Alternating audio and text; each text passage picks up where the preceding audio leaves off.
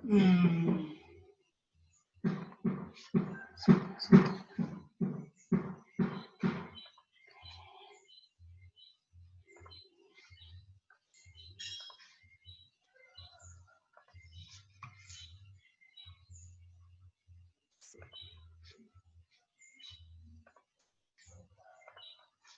Sebentar.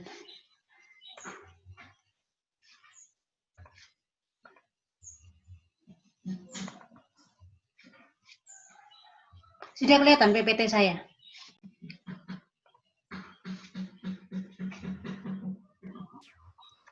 Iya, kelihatan Ibu. Ya, Ibu. Oke, saya mulai ya untuk pelajaran pagi ini. Jadi dalam kesempatan kali ini saya mengajar untuk gas processing. Jadi nanti kita akan banyak belajar mengenai apa-apa aja yang akan kita gunakan ketika kita akan melakukan termasuk penjualan gasnya. Kemudian nanti untuk penilaiannya, jadi nanti akan ada 3 penilaian. Yang pertama yaitu tugas. Tugas di sini nanti akan 20% dari total nilai, kemudian ada ujian tengah semester ataupun ujian akhir semester. Tapi nanti kita lihat kondisinya seperti apa dulu ya, maksudnya karena kita masnya online, nanti mungkin tugas. Jadi nanti setiap kali saya ngajar, nanti akan ada tugas-tugasnya. Oh ya Mas Edi, untuk satu kali pertemuan berapa kali kah? Berapa jam maksudnya? Biasanya 5 JP ya, Ibu. 5 JP. Jadi nanti untuk sekitar 2 sampai 3 jam nanti saya kasih untuk teori, nanti selanjutnya bisa saya kasih tugas itu ya. Ya baik Ibu. Oke. Jadi nanti kita lihat aja nanti seperti apa. Jadi nanti untuk sebenarnya kan kita di yang PMAK Migas itu kan pernah melakukan BIMTEK ya, bimbingan teknik untuk gas processing. Jadi nanti akan saya kasih link YouTube ya. Jadi Mas dan Mbaknya bisa melihat dari situ. Jadi di situ tuh lebih karena bimbingan teknik dia kan lebih lebih teknis ya. Jadi kan memang materinya dimanfaatkan, tapi di situ sudah mencakup hampir semuanya untuk gas processing. Jadi nanti bisa digunakan sekitar BIMTEK-nya itu sekitar 2 atau 3 jam, nanti bisa dilihat dari awal sampai akhir, kemudian bisa dibuat resume, kemudian bisa dikirim ke saya, itu untuk tugas yang pertama. Tapi sebelumnya akan saya jelaskan untuk gas processing itu seperti apa. Baik Ibu. Oke. Kalau Mas Deborah ini juga itu? Mbak Ibu. Oh, iya. Saya admit ya. Iya Ibu. Oke. Untuk pendahuluan, jadi di sini untuk pendahuluannya,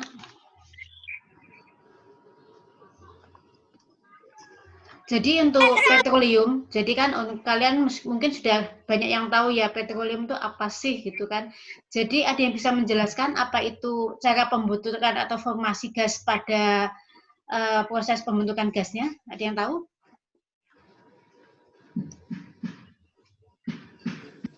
Yang bisa menjelaskan mungkin siapa? Coba. Dari pelapukan kayu atau ikan-ikan mungkin Ibu yang terendapkan di bagian. Dengan siapa ini? Mungkin bisa disebutkan namanya biar nanti saya lebih mengenal satu dengan yang lainnya. Saya Feli Cornelis Ibu. Feli Cornelis. Oke Mbak Feli, gimana untuk petroleumnya, untuk proses pembentukan petroleumnya? Jadi ikan-ikan yang dahulu-dahulu atau kayu-kayu atau apa itu terendapkan di bagian dasar laut terus dipanaskan dari apa? Dari apa sih? Proses geothermal. Geothermal terus gas.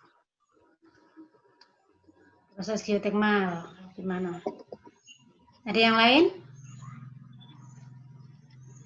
Yang bisa membantu? Jadi nanti kita lebih banyak ke diskusi interaktif ya, biar maksudnya ilmunya bisa mengena gitu. Siapa lagi yang mau mencoba? Kan harusnya sudah banyak ya untuk untuk proses pembentukan gas alam itu seperti apa pasti sudah banyak sudah banyak dijelaskan sebelumnya pastinya ya. Ada yang bisa membantu? Saya Ibu. atas nama siapa, Mbak? Nama. Sangrila, Ibu. Dengan Mbak Sangrila. Oke, gimana, Mbak? Untuk posenya? Itu yang terbentuk dari jasar ini yang berasal dari hewan atau tumbuhan yang sudah mati dan kemudian terbawa air sungai bersama lumpur dan mengendap di dasar laut. Kemudian mengalami pemanasan dari bawah bumi, Bu, sehingga terbentuk minyak dan gas. Jadi kan kalau untuk pembuatan formasi pembentukan dari natural gas atau gas alam, setelah petroleum itu kan sebenarnya kan berasal dari sisa-sisa hewan maupun tumbuhan yang terkubur ratusan ribu tahun ya, ratusan ribu tahun di bawah permukaan. Biasanya kalau paling sering itu adalah di bawah permukaan laut. Jadi di situ kan karena proses penumpukan kemudian dalam waktu yang lama, akhirnya dia akan berubah menjadi gas maupun minyak bumi biasanya. Kemudian di situ akan dilakukan setelah ratusan ribu tahun itu kan akhirnya dia akan proses eksplorasi. Kalau eksplorasi kan pasti Mbak sama Masnya sudah banyak tahu ya. Berarti dia adalah proses-proses yang untuk mencari dari mana untuk minyak dan gasnya terbentuk. Itu adalah untuk prosesnya. Kemudian untuk sumber gas alamnya, kalau dari sini ada yang bisa menjelaskan, kelihatankah? Jadi dari gambar ini untuk skematik geologinya, mungkin saya bisa dijelaskan. Biasanya kalau untuk yang di alam itu kan ada gas, ada minyak bumi. Yang berada di atas itu gas atau minyak buminya? Gas, Ibu. Gas, Ibu. Gas. Berarti kan yang ada di atas lapisannya itu kan biasanya akan ada lapisan gas dulu. Biasanya kalau pengeboran itu, makanya kalau dibor itu pasti yang kena awal adalah gasnya. Setelah gas, dia kalau dilanjutkan pengeborannya akan didapatkan oleh minyak bumi. Seperti itu. Kemudian di sini ada yang tahu untuk yang yang kalau gas itu kan ada dua tipe ya. Ada associated gas dan non-associated gas. Bisa dijelaskan untuk yang associated gas itu seperti apa? Salah satu. Associated gas itu apa sih? Associated gas itu? Gas yang tempatnya di reservoir tapi ada minyaknya dan airnya juga, Ibu. Yang associated berarti dia selain ada gas, dia juga ada campuran dari minyak bumi. Ya. Minyak bumi. Selain minyak bumi, biasanya dia juga ada kondensat, biasanya uap-uap air atau yang lainnya. Itu yang disebut sebagai associated gas. Kemudian kalau non-associated gas biasanya adalah gas yang dia cenderung lebih murni. Lebih murni dalam hal ini berarti dia tidak banyak mengandung, tidak terdapat campuran antara minyak bumi maupun kondensat. Pure gas. Itu yang pure gas, dia lebih pure gas. Oke, di sini bisa dipahami sampai di sini? Bisa, Ibu. Bisa, Ibu. Oke, kemudian untuk lanjutnya yaitu untuk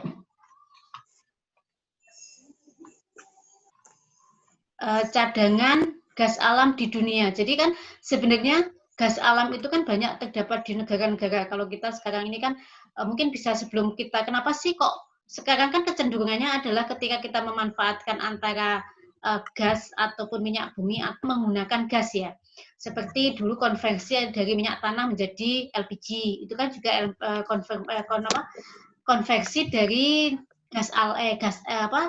minyak tanah, minyak bumi menjadi gas, yaitu salah satu yang banyak kita. Ini nanti kita lanjut gitu ya? Apa ya, ini premium nggak, Mas? Belum, Ibu. Masih Oke, berarti nanti kita lanjut lagi itu ya, untuk itunya. Oke, jadi kalau nanti bisa di-invite lagi ya, Mas Andy. Oke, kemudian kita lanjut untuk yang tadi pertanyaan sama atau minyak bumi atau menjadi gas alam. Ada yang bisa menjelaskan kenapa kok sekarang ini banyak konversi dari minyak ke gas? Ada yang bisa menjelaskan? Salah satu? Karena kandungan minyak sudah semakin berkurang dan gas masih banyak, Ibu. Jadi makanya itu yang pertama. Yang kedua? Selain itu? proses pengolahannya, Ibu? Proses pengolahannya gimana proses Lebih pengolahannya? gampang atau lebih terjangkau di gas, Ibu? Lebih gampang. Kemudian kalau handlingnya, handling itu berarti penanganannya. Ketika dietnya, kalau prosesnya lebih gampang ya katanya. Kemudian yang paling sering itu adalah apa?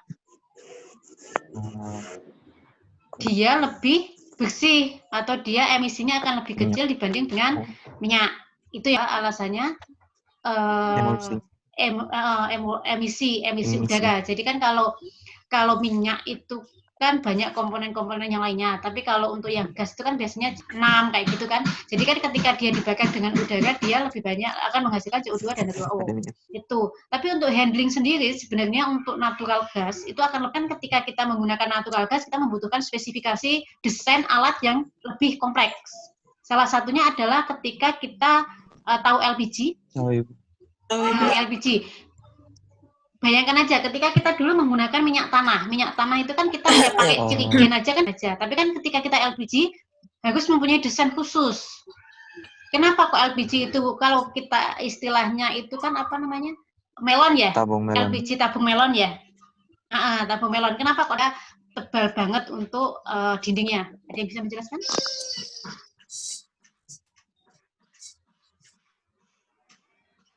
Kenapa kok tabung LPG itu didesain? Ada yang menjelaskan?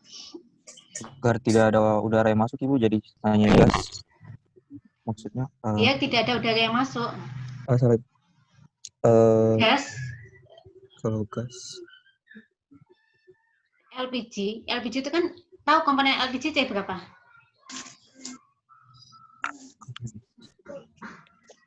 Apa? Emanya apa? C berapa? LPG itu kepanjangan apa sih kalau gitu? Liquid petroleum gas, Ibu. Liquefied petroleum gas. Berarti kan liquefied itu ada sesuatu yang diubah menjadi minyak LPG atau C3 dan C4. LPG kan kandungan utamanya C3 dan C4 ya kan? Dalam kondisi atmosferik, biasa aja seperti ini, dia dalam fase gas. Tapi karena kalau dalam fase gas, otomatis kan kita kalau mau pipeline berarti disalurkan ke pipa-pipa. Tapi kan kelemahan ketika kita menggunakan pipeline itu adalah jaraknya. Nggak mungkin ketika salah satu contohnya LPG itu ada di Pelaju. Kemudian akan dibawa ke Aceh. Kan nggak mungkin kan dari misalkan di Balongan lah, di Jawa, kemudian mau didistribusikan ke Aceh. Kan nggak mungkin kan kalau dalam fase gas. Kemudian kan salah satu yang mungkin dilakukan adalah dengan apa? Transfer. Dengan lewat kapal. Berarti kan ketika dia dalam fase gas, berarti kan dia harus dikompres atau ditekan sehingga fasenya bukan dalam fase gas, tapi dalam fase liquid. Kalau dalam fase liquid kan handlingnya akan lebih mudah. Dia disebut dengan liquefied petroleum gas. Jadi kan di situ dia adalah dalam fase gas, kemudian dia dikompres sehingga dia berubah fase menjadi fase liquid. Ketika dia menjadi fase liquid di situ, sehingga kita harapkan adalah dia lebih mudah untuk cara handlingnya. Itu adalah salah satu LPG. Ya. Jadi ketika desainnya itu ada dalam bentuk melon. Tadi saya kan biasanya kan LPG tabung melon gitu yang lebih sering disebut ya. Jadi ketika dia dalam melon itu adalah dia kan berarti bulat akan ada penumpukan tekanan. Tadi kan kalau LPG dalam fase gas kemudian ditekan dikompres kan berarti tekanannya ada dalam tekanan tinggi. Ketika tekanan tinggi tekan semua di permukaan di permukaan tabung itu tidak ada penumpukan tekanan di situ, makanya dia didesain dalam bentuk bulat adalah arah. Bayangkan aja kalau dia dalam fase kotak, kalau misalkan dia kotak gitu segi 4 gitu, otomatis kan ketika dia di ujung-ujungnya kan di situ akan terjadi penumpukan tekanan. Ketika terjadi penumpukan tekanan, hal yang mungkin terjadi akan terjadi ledakan di situ pada ujung-ujung yang mempunyai tekanan yang lebih tinggi. Kompleks. Ibu. Ada pertanyaan sampai di sini? Ibu, iya, saya mau ini slide-nya buram, Ibu. Tidak kelihatan tulisannya, tidak bisa terbaca, Ibu. Gimana? Slide yang Ibu punya buram, Ibu. Oh, iya, Ibu. Gak apa-apa, nanti habis ini buram. saya share.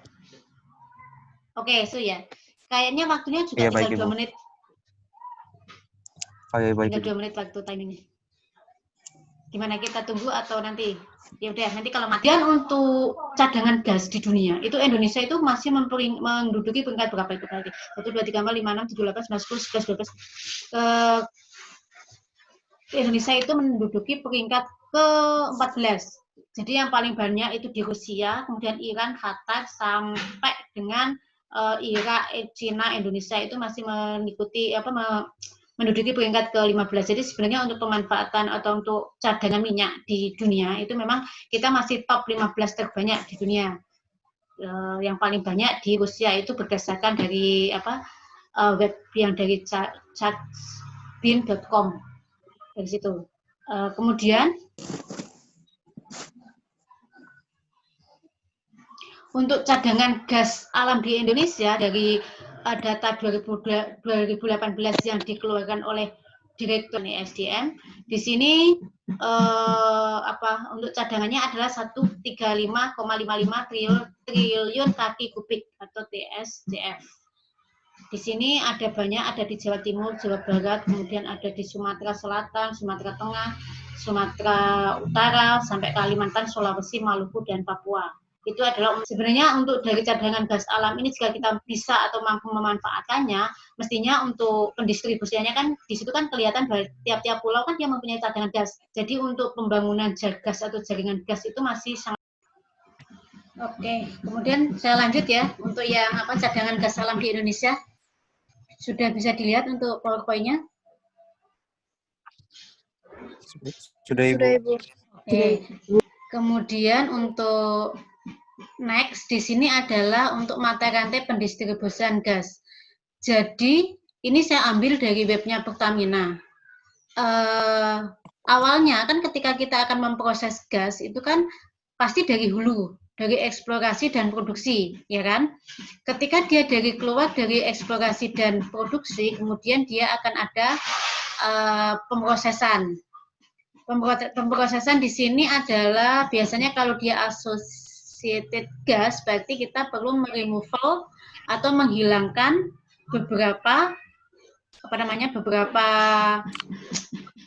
impurities seperti H2O, kemudian H2S ataupun CO2 yang ada sebelum kita adakan pendistribusian.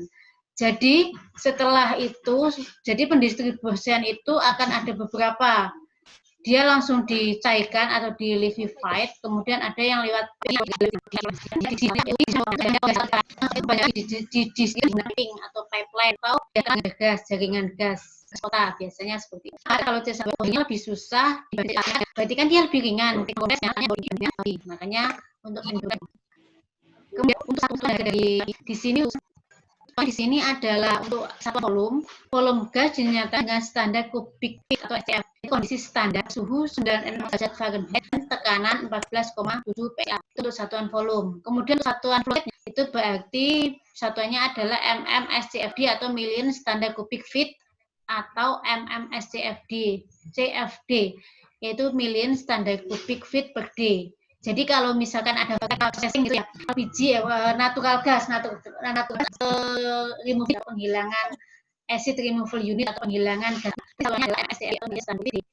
Ini untuk satuan energinya biasa gunakan itu harga dari gas di situ menggunakan gas alam tidak dijual berdasarkan nilai volume atau molar flow-nya, tetapi berdasarkan nilai energi atau heating value. Jadi kita komposisi ketika keluar dari eksplorasi kan kita tetap metanya berapa, H2S-nya berapa, CO2-nya berapa, kemudian H2O atau saturated H2O-nya berapa. Kemudian di situ biasanya akan ada heating value-nya. Heating value nilai energinya. Itu akan dihitung atau dijual pada berapa US per MMBTU. Seperti itu. Kemudian untuk gas alamnya, gas alam yaitu merupakan senyawa hidrokarbon yang sebagian besar tersusun dari unsur karbon C dan hidrogen, dan sebagian kecil lainnya berupa senyawa non-hidrokarbon sebagai impurities seperti sulfur, oksigen, nitrogen, dan beberapa logam. Tuh. Jadi untuk gas alam atau natural gas itu kan sudah saya jelaskan tadi pada kondisi atmosfer itu berarti dalam atau berupa fase gas. Kemudian senyawa impurities yang terdapat dalam gas alam diantaranya adalah nitrogen, karbon dioksida atau CO2 dan hidrogen sulfide atau H2S dan uap air. Kemudian kan untuk untuk impurities atau senyawa-senyawa pengotor itu kan biasanya harus dihilangkan. Ada yang tahu kenapa kok senyawa impurities itu ada yang harus dihilangkan? Ada yang tahu? Senyawa impurities. Jadi kan kalau senyawa impurities itu kan berarti senyawa-senyawa pengotor. Kenapa kok harus dihilangkan? Ada yang tahu kan?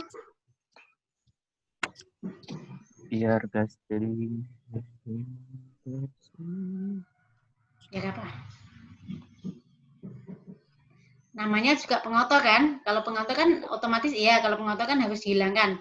Tapi kan kenapa kok harus dihilangkan gitu loh? Biar kandungannya lebih banyak yang nanti terpakai.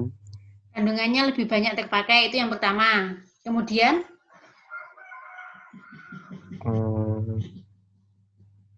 H2S. Paling banyak itu kan biasanya H2S sulfur. Sulfur itu kenapa sih kok harus dihilangkan? Senyawa sulfur. Kenapa kok harus dihilangkan? Mas Kendi Apitule ini juga saya admin ya? Iya, Ibu.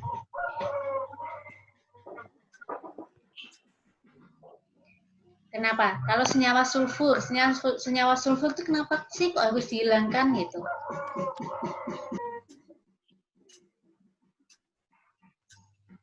Senyawa sulfur. Agar nanti lebih mudah buat di processing sebelum dipasarkan, Ibu. Ada lagi? Yang dipakai.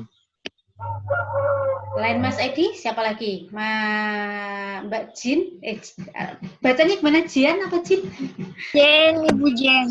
Jen, oke, Mbak Jen, mungkin bisa. Gimana? Supaya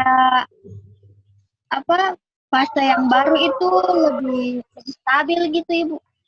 Lebih stabil. Ada yang lain? Satu lagi. Saya nggak bisa. Mana? Suara ayam. Korosi, Bu. Menyebabkan korosi. Ya, yang paling penting adalah kenapa sih impurities atau senyawa-senyawa pengotor itu harus dihilangkan? Itu adalah karena dia H2S, CO2 itu akan menyebabkan korosi. Jadi bayangkan ketika kalian mengolah sorgas itu adalah senyawa-senyawa yang banyak mengandung impurities, H2S, CO2 ataupun uap air. Jadi ketika senyawa-senyawa impurities itu tidak dihilangkan terlebih dahulu, otomatis pada perpipaan dia akan banyak menyebabkan korosif, itu yang paling utama. Jadi kalau korosif itu kan berarti kalian harus maintenance pipa-pipa kalian itu kan lebih susah. Tapi ketika kalian sudah menghilangkan senyawa impuritiesnya, berarti kan kemungkinan untuk terjadi korosi itu akan semakin kecil. Itu yang pertama. Yang kedua, biasanya untuk CO2 atau uap air itu dia tidak mempunyai nilai kalor atau nilai kalornya itu kecil. Jadi ketika kalian kompres, nanti kan kalian tetap akan butuh dikompres kan. Kalau ada banyak senyawa-senyawa yang tidak terpakai itu juga akan menurunkan kadar atau nilai kalor yang ada pada gas tersebut. Itu. Kemudian yang perlu kalian ketahui juga, komposisi gas alam berbeda satu dengan yang lainnya. Yang sama dengan yang lainnya yang sangat tergantung pada jenis dan besarnya komponen atau komposisi. Jadi gini, jadi ketika kalian ada gas alam di sumur A, misalkan di Jawa Timur, itu dia akan mempunyai komposisi yang berbeda ketika dia ada di Aceh. Itu akan sangat berbeda. Jangankan gitu, struktur lapisan tanah, kalau kalian kan pasti untuk geologinya kan sudah belajar ya. Jadi kan untuk ketika kalian ada struktur tanah, untuk kedalaman misalkan 200 dengan 300 itu juga akan mempunyai komposisi yang berbeda. Seperti itu. Jadi untuk yang komposisi gas itu akan sangat berbeda tergantung pada lokasi, umur, dan juga kedalaman sumur. Itu Itu adalah 3 faktor yang mempengaruhi komposisi dari gas alam. Jadi jangan heran. Ibu, Ya, maaf Ibu, bisa diulang tadi lokasi, kedalaman, sama apa Ibu? lokasi, kedalaman, dan umur gas, Umur. umur lapangannya. Ayam. Umur sumur ya, sumur gas. Itu 3 itu. Oke. Jadi yang paling kelihatan itu mungkin sebagai gambaran, saya kan tinggal di Cepu. Mungkin Cepu itu Jawa, saya tinggal di Bojonegoro itu Jawa Timur. Kemudian saya kerjakan di Cepu di Jawa Tengah. Jadi untuk gas yang ada di lapisan yang ada di Bojonegoro dengan yang di Cepu itu aja sudah sangat beda. Yang di Bojonegoro itu banyak yang short gas, kemudian tapi yang di lapisan di Cepu itu yang sweet gas. Jadi tidak banyak mengandung H2S dan CO2 untuk yang di daerah Cepu. Tapi di Bojonegoro itu H2S-nya itu hampir 38-40%. Itu kan tinggi banget, padahal kan cuma beda, istilahnya kan beda provinsi ya. Cuma karena memang lokasi dan umur sumurnya juga berbeda dan kedalamannya berbeda, dia menghasilkan komposisi gas yang berbeda. Bisa dipahami sampai di sini? Kalau ada pertanyaan bisa di skip ya, maksudnya kalau ada yang tanya boleh, silahkan.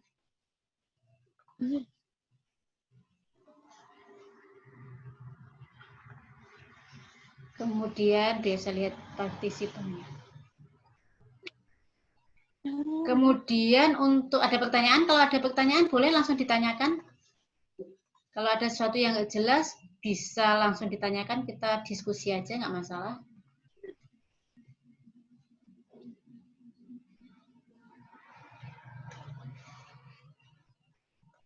Kemudian untuk Untuk gas hidrokarbon yang biasanya ditemukan di gas alam, ketika diproduksi biasanya disebut wet gas yang terdiri dari metan, etan, propan, butan, pentan dalam tingkat yang kecil yaitu heksan, pentan, dan oktan dengan komposisi yang lebih besar. Jadi kan untuk komposisi gas hidrokarbon yang terdapat dari gas alam itu yang paling banyak itu antara metan sampai dengan pentan. Berarti kan antara C1 sampai dengan C5. Tuh. Kenapa? Gimana?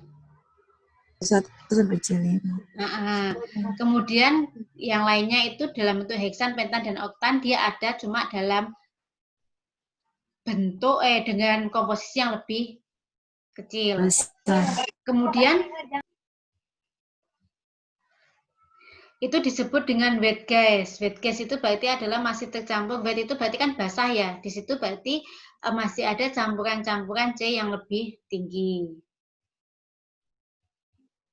Kemudian fraksi berat itu berarti antara C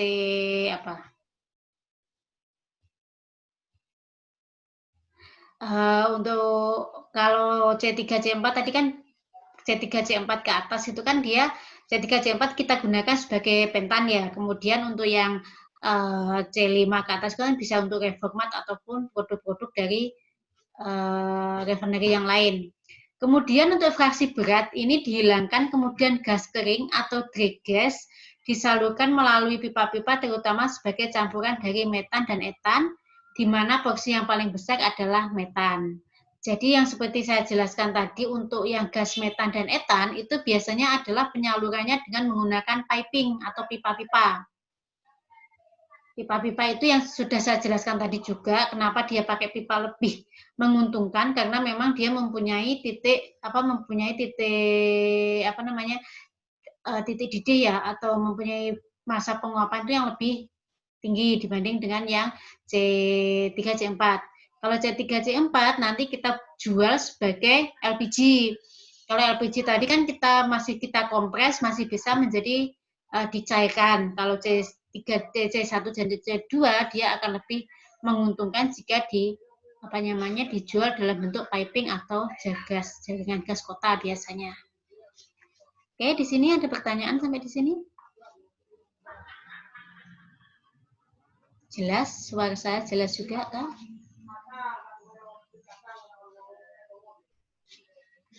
Bisa dipahami? Oke, kalau bisa saya lanjut ya. Nanti kalau memang ada yang mau ditanyakan langsung aja maksudnya langsung bertanya boleh. Kalau ada yang nggak jelas atau saya kecepatan ngomongnya.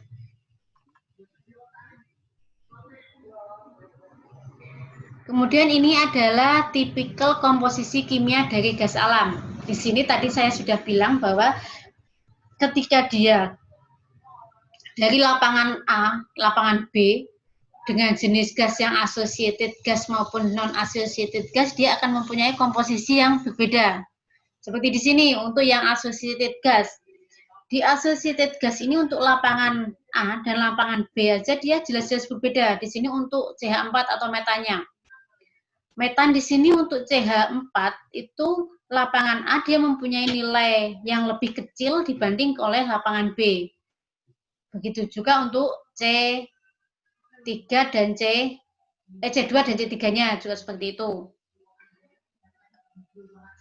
Kemudian untuk yang CO2 di sini tidak terdeteksi, N2 juga seperti itu. Kemudian untuk non-associated gas, di sini juga sama, ketika ada lapangan C dan D, dia mempunyai komposisi yang berbeda. Misalkan untuk CH4 di lapangan C, dia mempunyai nilai yang lebih tinggi dibanding dengan yang lapangan D. Begitu juga untuk yang C2, C3, dan yang lainnya. Dia pasti mempunyai komposisi-komposisi yang berbeda dari tiap-tiap lapangan. Kemudian ini nanti bisa dikerjakan untuk latihan. Di sini mati. Tadi kan ada dua lapangan ya, ada dua jenis yaitu associated dan non-associated. Kemudian di situ ada bisa dibandingkan untuk yang associated gas itu seperti apa, kemudian untuk yang non-associated gas seperti apa. Nanti bisa dikerjakan untuk yang-nya. Kemudian adalah tahu ada yang benar, sudah pernah mendengar?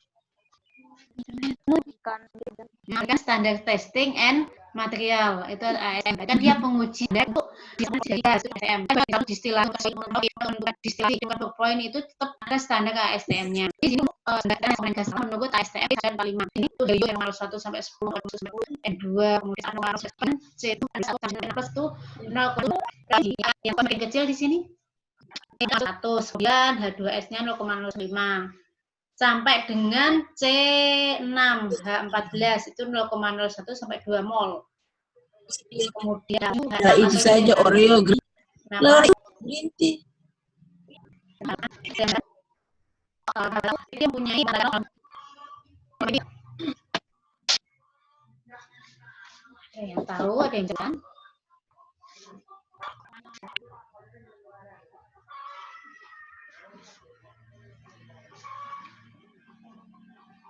Untuk mungkin Mbak Desi.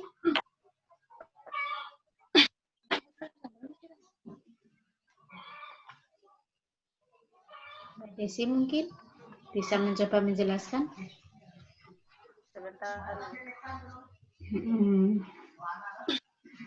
Ini pada di asrama apa di rumah masing-masing? Di rumah masing-masing. Di rumah masing-masing ya. Oke. Kenapa kok komposisinya semakin kecil?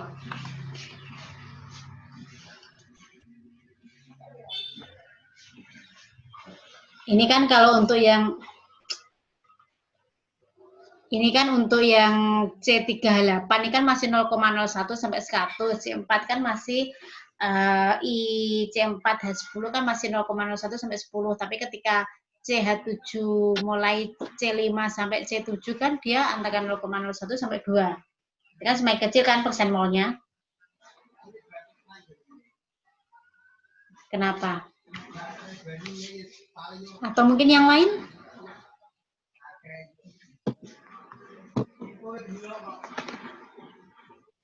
Mungkin yang lain yang berusaha untuk membantu menjawab?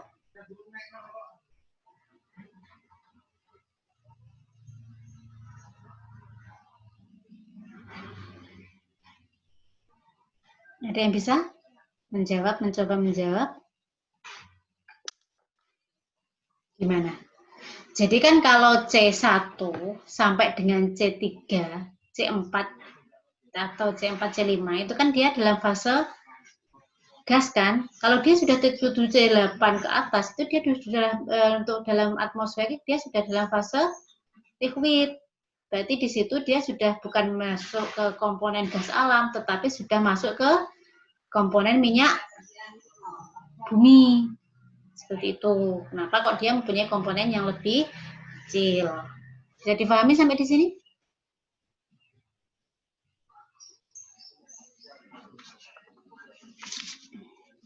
Kemudian untuk yang tugas yang kedua tadi kan ada tugas pertama, ini yang tugas kedua cari dan amati.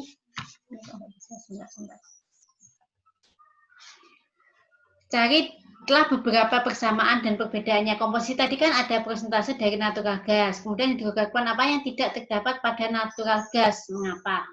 Tuh, itu udah pertanyaannya. Untuk komponen amati komposisi dan presentasi dari natural gas, cari beberapa persamaan dan perbedaannya, kemudian hidrokarbon apakah yang tidak terdapat pada natural gas. Itu untuk tugasnya. Kemudian kita lanjut untuk klasifikasi gas bumi atau gas alam.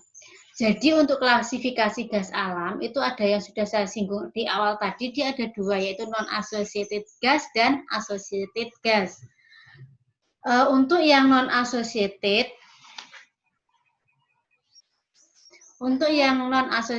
gas ini yang terjadi secara alami berupa fase gas dan tidak berasosiasi dengan sumber minyak bumi. Jadi dia sudah dalam fase yang murni. Jadi dia udah gas doang gitu, hanya gas saja yang di situ. Tapi untuk yang associated berarti dia di situ gas yang terlarut dalam minyak bumi pada sumbernya. Selain minyak bumi dia juga apa tadi? Selain minyak bumi juga akan ada apa? Apa yang sudah saya sebutkan tadi? Selain minyak bumi, dia juga ada uap air atau ada kondensat. Dia juga termasuk Uap air dalam dan kondensat. Uap air atau kondensat, sehingga dia di situ dia bercampur antara gas dan uap air atau minyak bumi atau kondensat. Jadi prosesnya nanti adalah berarti minyak bumi dan kondensat itu harus dipisahkan atau diseparasi. Biasanya kita menggunakannya dengan separasi unit.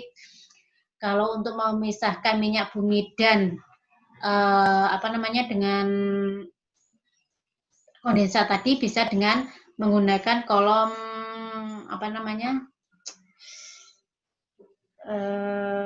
separator dua fase dengan menggunakan fase gas dan fase liquid, itu bisa kita gunakan. Kemudian next.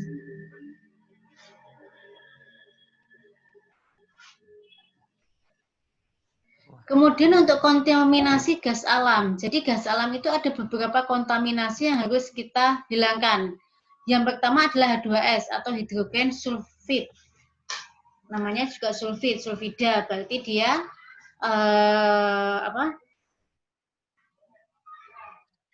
suatu gas tidak berwarna, lebih berat dari udara, sangat beracun, korosif dan berbau. Penanganan yang serius harus dilakukan pada daerah yang terdapat H2S. Jadi H2S itu adalah suatu gas yang tidak berwarna. Dia tidak berwarna, otomatis kita tidak bisa mendeteksi ketika dia ada. Kemudian lebih berat dari udara. Kemudian dia sangat beracun di sini. Sangat beracun. Ketika sangat beracun itu berarti kan dia berbahaya. Kemudian korosif dan berbau. Meskipun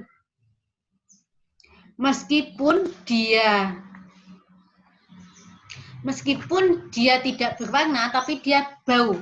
H2S, tahu ketika kalian menggunakan LPG tabung, yang tadi LPG melon, ketika biasanya mau habis atau terjadi kebocoran, kalian pasti mencium sesuatu. Ya enggak? Iya, Ibu. Mencium sesuatu kan di situ. Jadi ketika kalian terjadi kebocoran itu kan akan mencium bau-bau seperti telur busuk ya, atau bau-bau apa sih? Gas. Itu adalah sebenarnya itu H2S. Atau biasa kalau untuk LPG kita menyebutnya sebagai meraptan. Dia memang sengaja ditambahkan di LPG untuk sebagai sebagai pembau. Ketika gas itu bocor, kita bisa mendeteksi, oh ternyata LPG saya terjadi kebocoran. Kalau enggak kan sangat berbahaya. Misalkan aja kalian ketika LPG kalian tidak ada pendeteksi baunya, kalian nggak akan tahu kalau gas itu sedang bocor. Tapi ketika ditambah dengan merkaptan atau hidrogen sulfit, di situ dia akan ada ketika bau, berarti kita akan tahu, oh gas saya sedang terjadi kebocoran. Gitu. Kemudian yang kedua, dia lebih berat dari udara. Jadi ketika terjadi kebocoran itu adalah kalau udara itu ada di atas, berarti ketika dia H2S dia ada di bawah. Jadi dia akan lebih pada posisi di bawah lantai. Itu H2S itu posisinya di situ. Jadi udara itu masih mengambang, tapi ketika dia untuk H2S dia ada di permukaan tanah atau permukaan lantai rumah. Jadi yang harus kita lakukan biasanya kalau kita menggunakan kompor gas LPG kan otomatis kita menggunakan tabung LPG-nya di bawah, kemudian apanya? Kompornya kan akan ada lebih di atas ya. Itu salah satunya adalah supaya ketika terjadi kebocoran itu tidak akan ada api yang menyambar di gasnya tersebut. Tuh. Kemudian salah satunya adalah ketika untuk daerah-daerah yang mempunyai gas dengan kadar H2S yang tinggi, itu juga salah satunya kan kadang kita sering kebocoran gas asam pada sumur apa, biasanya kan seperti itu ya.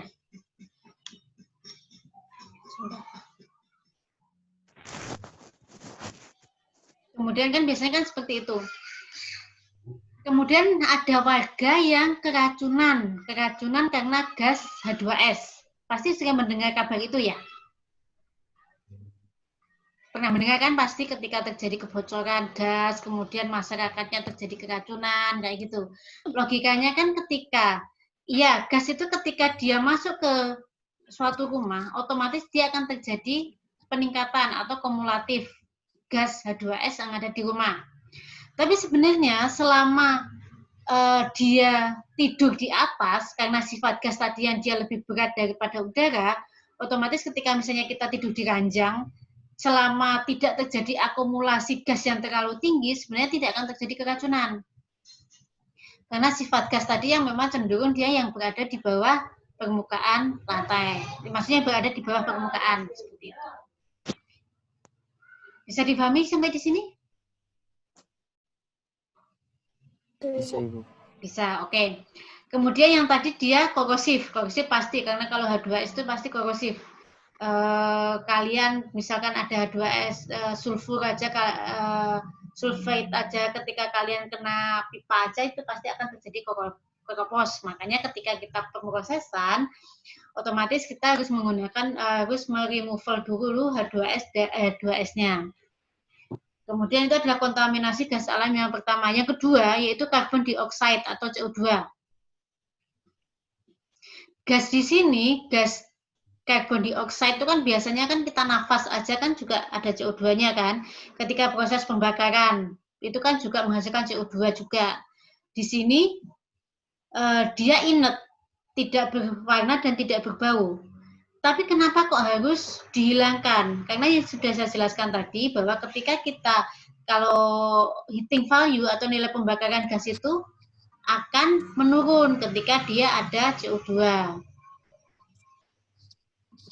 Kemudian begitu juga ketika CO2 dia nanti akan bereaksi dengan air, dia akan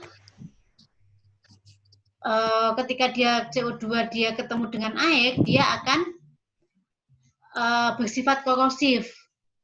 Karena bersifat korosif berarti juga harus dihindarkan. Karena sifat CO2 sendiri yang dia sangat mudah larut dalam air. Kalau sudah larut dalam air dia korosif. Kalau sudah korosif kan otomatis dia akan menyebabkan kerugian di perpipaan. Kemudian untuk selanjutnya yaitu merkaptan sulfur dan senyawa sulfur yang lainnya. Merkaptan dan senyawa sulfur yang lain menyebabkan korosif, bau, dan pencemaran lingkungan.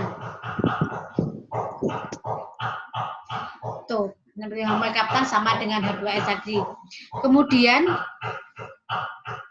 untuk gas alam sebagai gas hidrokarbon dapat merupakan fluida yang berasal dari reservoir minyak maupun gas. Sebenarnya ketika kita ada reservoir gas kan pasti akan menghasilkan gas. Tapi ketika kita mengebor kemudian ada di situ adalah sumur minyak, itu pun juga akan ada kemungkinan akan terikut gas juga. Itu tidak akan menutup kemungkinan.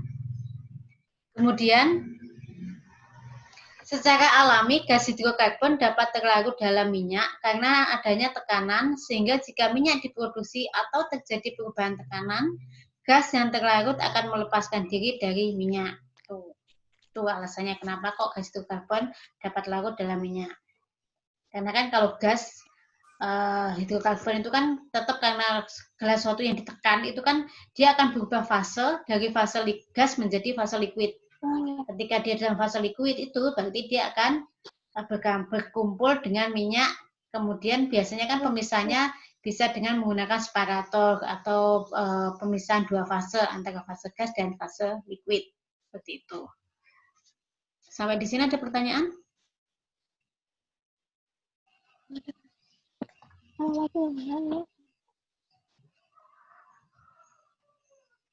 Ada pertanyaan sampai tadi? Dari tadi penjelasan tadi?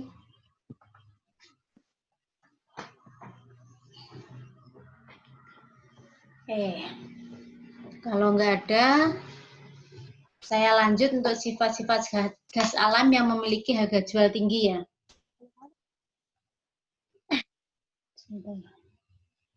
Sebentar.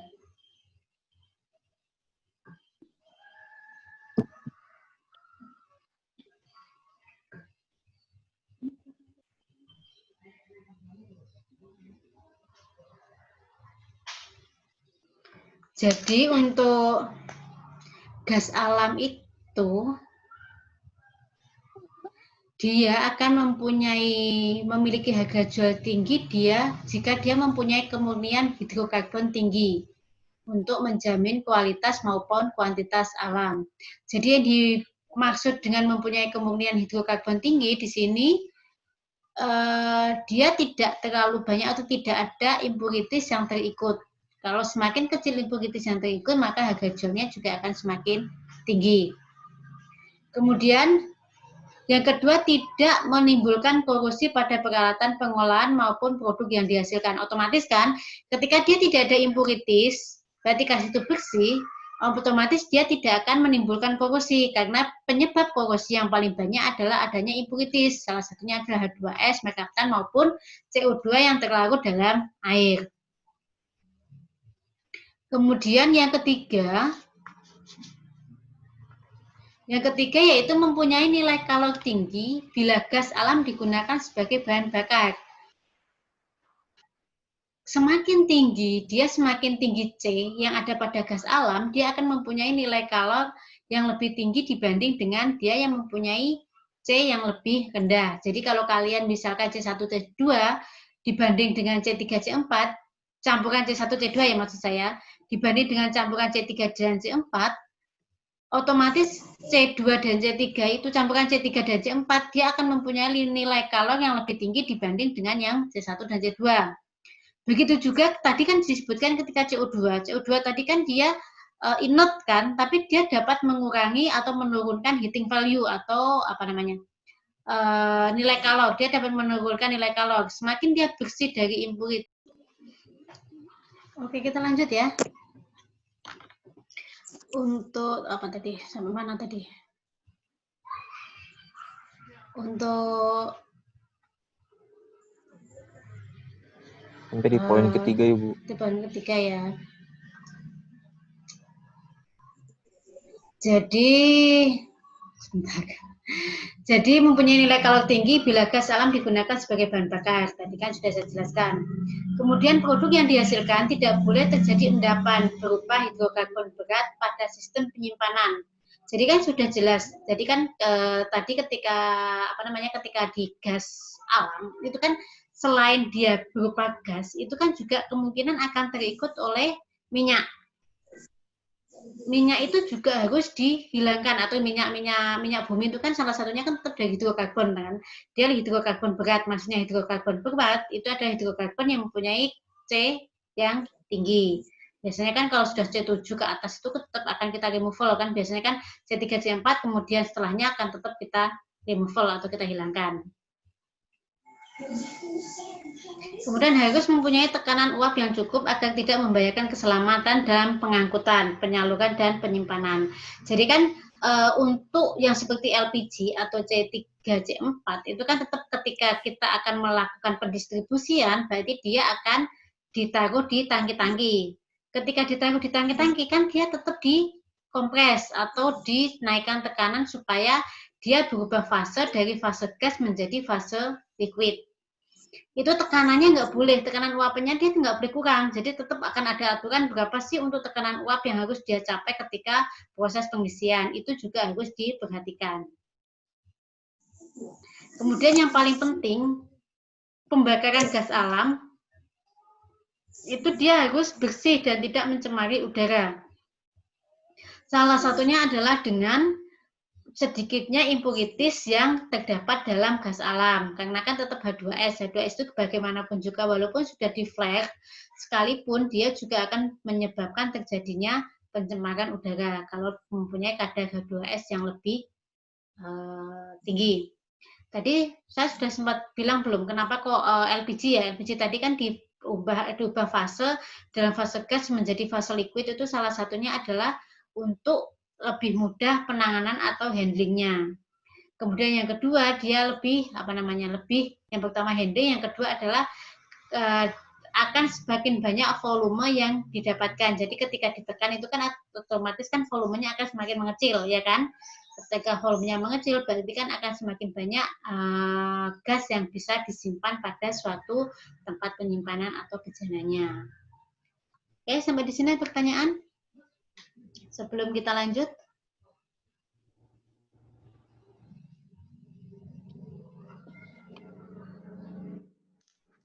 Kalau enggak, nanti kita itu. Ini adalah untuk tabel uji gas alam. Jadi setiap gas itu akan mempunyai standar yang berbeda. ASTM-nya juga. Jadi kan untuk komposisi biasanya menggunakan IP 200. Kemudian untuk spesifik gravity bisa dihitung dengan kalkulasi dari komposisi. Nilai kalor juga gitu, karena kan ketika spesifik gravity, nilai kalor maupun tekanan uap itu akan dipengaruhi oleh komposisi dari gas alamnya. Kemudian untuk karbon dioksida bisa menggunakan D1945. Kemudian untuk hidrogen sulfida atau H2S bisa menggunakan ASTM D2385, begitu juga untuk yang merkaptan sulfurnya. Kemudian untuk helium, hidrogen, nitrogen, dia bisa menggunakan ASTM D1945. Jadi untuk ASTM itu biasanya dia akan lebih spesifik. Jadi untuk perhitungan setiap satu uji dia mempunyai standar yang berbeda. Jadi kita nggak bisa biasanya untuk distilasi misal, kita tetap nggak akan bisa untuk menggunakan ASTM D1945 itu nggak bisa. Berarti kalau distilasi dia menggunakan D95 kayak gitu. Jadi setiap uji komposisi dia akan menggunakan standar yang berbeda untuk ASTM-nya. Nanti bisa diingat-ingat, bisa itu untuk yang tabel uji gas alamnya. ASTM itu kepanjangannya apa, Ibu? Ya tadi siapa yang sudah jawab? ASTM American Standar testing and material. Testing and Material. dari ya, ASTM itu Tadi American saya Standard Testing and Material, itu ASTM. Oke. Untuk produk gas alam. Jadi untuk produk gas alam itu dijual dalam 2 fase. Yang pertama adalah dalam fase gas, yang kedua adalah dalam fase liquid atau cair. Untuk yang dalam fase gas itu bisa menggunakan gas pipa atau sales gas. Yang kedua adalah kompres natural gas atau CNG. Jadi untuk gas pipa atau sales gas itu apa sih? Sales gas adalah gas yang siap untuk dijual. Jadi ketika keluar dari ventilasi atau sumur, itu kan berarti gasnya kan belum siap untuk dijual karena kan dia masih banyak terdapat impurities, masih banyak terdapat apa itu harus masih ada H2S-nya, ada uap airnya, mungkin ada keikut minyaknya, itu berarti dia belum siap untuk di sales atau dijual. Kemudian ketika dia keluar dari kilang, itu akan ada satu unit, yaitu unit separasi atau separation unit, itu adalah untuk memisahkan antara fase gas dan liquid biasanya. Jadi untuk yang uap air, kemudian minyak, itu akan dipisahkan di situ. Karena dia kan akan dua fase, yang gas ke atas, yang liquid ke bawah. Tapi kemudian di situ kalau dia mempunyai kandungan sulfur yang tinggi, dia akan ada satu unit lagi, yaitu acid gas removal unit, atau biasanya disebut dengan AGRU. Di situ adalah fungsinya untuk menghilangkan impurities H2S maupun CO2 yang terdapat dalam gas. Setelah keluar dari AGRU dan sesuai dengan spesifikasi yang sudah ditetapkan dan itu sudah sudah masuk ke spesifikasi, maka gas tersebut adalah gas yang siap untuk dijual atau sales gas. Seperti itu. Bisa dipahami sampai di sini? Jadi kalian nggak bisa misalkan dari eksplorasi dari sumur langsung dijual, nggak bisa, kecuali kalau dia sudah dalam bentuk dry gas, nggak ada impurities, kemudian uap airnya juga nggak ada, kemudian H2S-nya juga nggak ada, itu memang bisa. Tapi tetap kalau dia tetap ada impurities atau yang lainnya, tetap akan ada proses-proses untuk proses awal sebelum gas itu dijual. Tuh, bisa dipahami sampai di sini? Bisa, Ibu. Oke. Kemudian sales gas itu kan dia gas jual. Kalau memang dia cuma produknya metan sama etan, itu dia bisa digunakan sebagai bahan bakar. Atau mungkin metan etan propan, itu bisa langsung dijual sebagai gajah gas atau jaringan gas. Tetapi ada juga dia gas yang dijual ke industri. Dia berarti dijual dalam bentuk yang gas tadi kan, ya udah dia langsung didistribusikan ke penduduk, ya kan? Tapi ketika dia yang dijual ke industri, sebentar.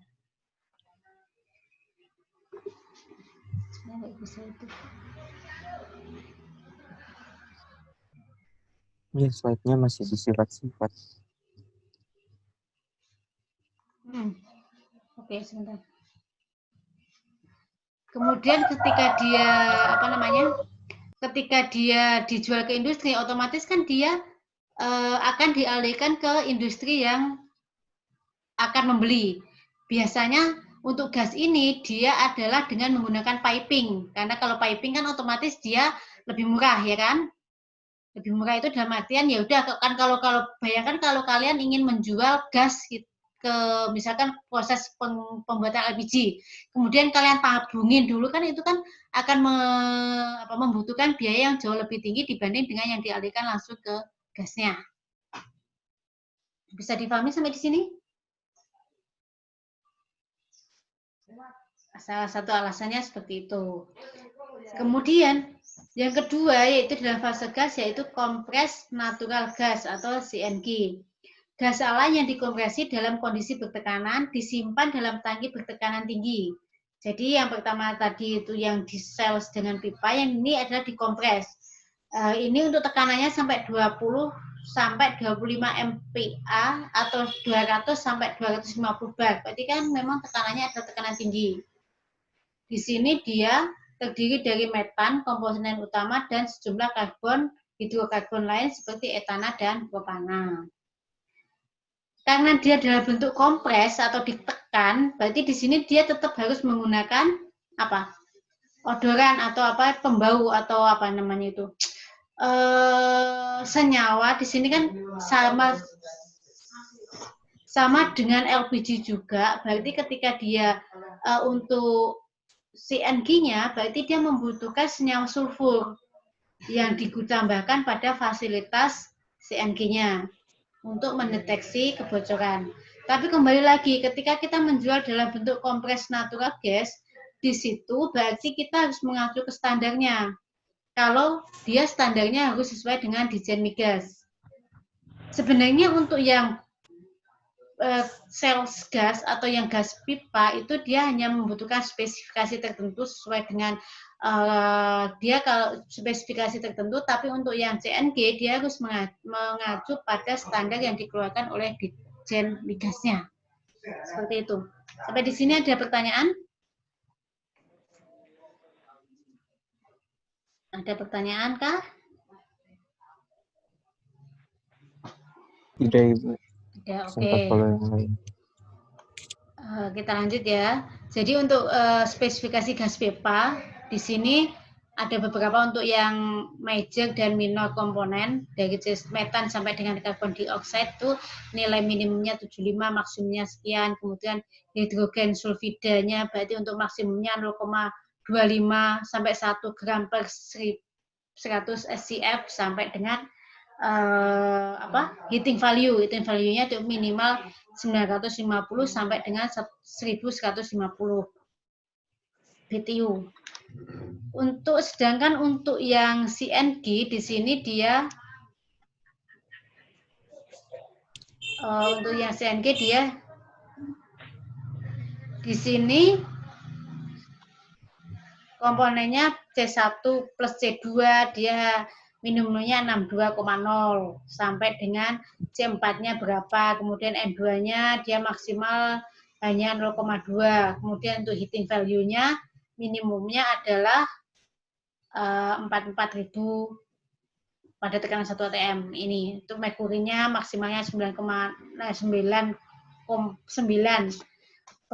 volume kayak gitu. Jadi memang untuk komposisinya akan berbeda ketika dia menggunakan pipeline dan CNG. Oke, nanti ini juga diingat-ingat. Kemudian untuk next, yang tadi adalah yang dalam fase gas, sekarang dalam fase liquid. Ibu slide-nya belum terganti. Belum terganti, masih loading mungkin. Dari tadi di sifat-sifat gas alam, Ibu. Sifat-sifat gas alam? Di Ya, saya Ibu. sudah ya. Kalau yang lain bagaimana? Ya Ibu, dari tadi. Sama lah, sama. Sama, sebentar. Coba tak stop screen ya. Bau. Oke, tak share lagi ya. Iya, Ibu.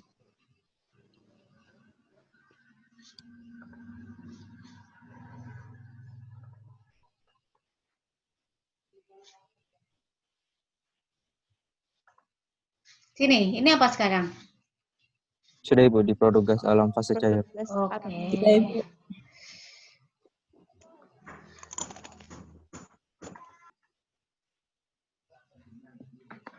Oke, untuk produk gas alam di sini untuk fase cairnya kan ada dua. Kalau yang gas tadi juga ada dua dalam pipeline, yang atau dalam bentuk CNG. Untuk yang gas alamnya di sini ada yang dalam bentuk LNG dan LPG.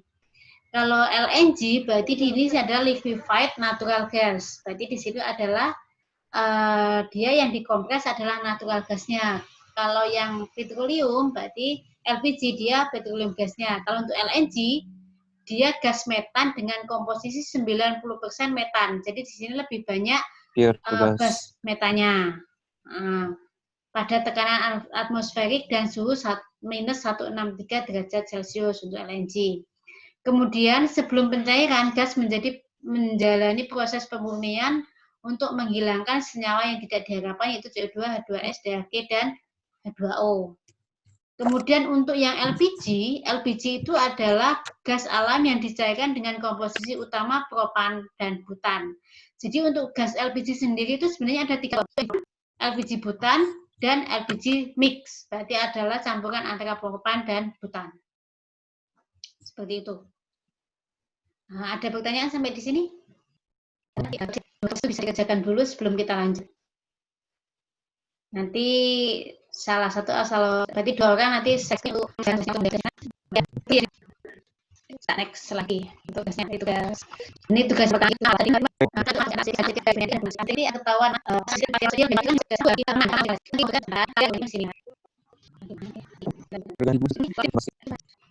screen dulu ya. Stop. Share screen lagi.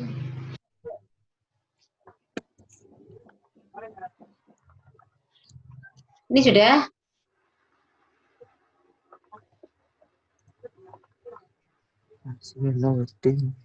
Ini tugas 2. Sudah kelihatan? Iya, Bu. Tugas 2 ini kan kalian suruh mencari beberapa persamaan dan perbedaan hidrokarbon apakah yang tidak terdapat pada natural gas dan mengapa. Itu bisa diambil dari kisaran konsentrasi ini. Dari pertanyaan ini. Oh ya, satu lagi, saya tak kasih untuk YouTube ya, YouTube. Yang tadi.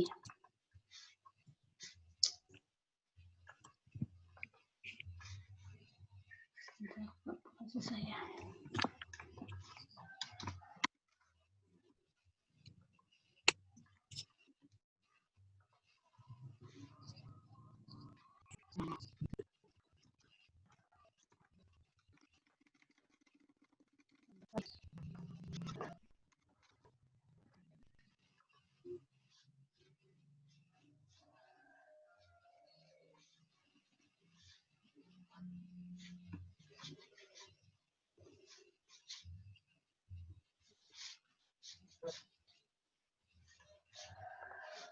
Atau ini lambat sekali.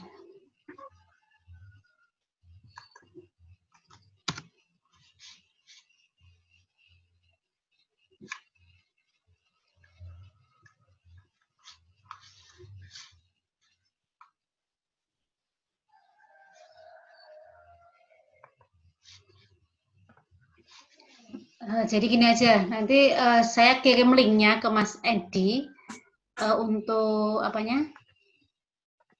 Untuk apa dia? Untuk Link YouTube. link YouTube-nya. Jadi nanti tugas itu dikerjakan. Ini yang kelihatan apa sekarang? Yang di screen sharing. Iya, masih tugas 2 punya tabel, Ibu. Oke. Kisaran konsentrasi. Nanti untuk tugas ini dikerjakan plus nanti membuat ringkasan dari link YouTube yang saya kasih ya. Jadi di situ sudah ada gas prosesnya dari awal sampai akhir. Jadi nanti biar kalian ada gambaran lebih detail untuk gas processing-nya. Kita nanti kalau sudah dikumpulkan kita lanjut untuk materinya. Bisa terserah nanti dijadwalkan lagi sama Mas Edi-nya. Itu aja ya. Nanti untuk link YouTube-nya saya send via WA. Gimana? Atau sebelum kita akhiri ada pertanyaan?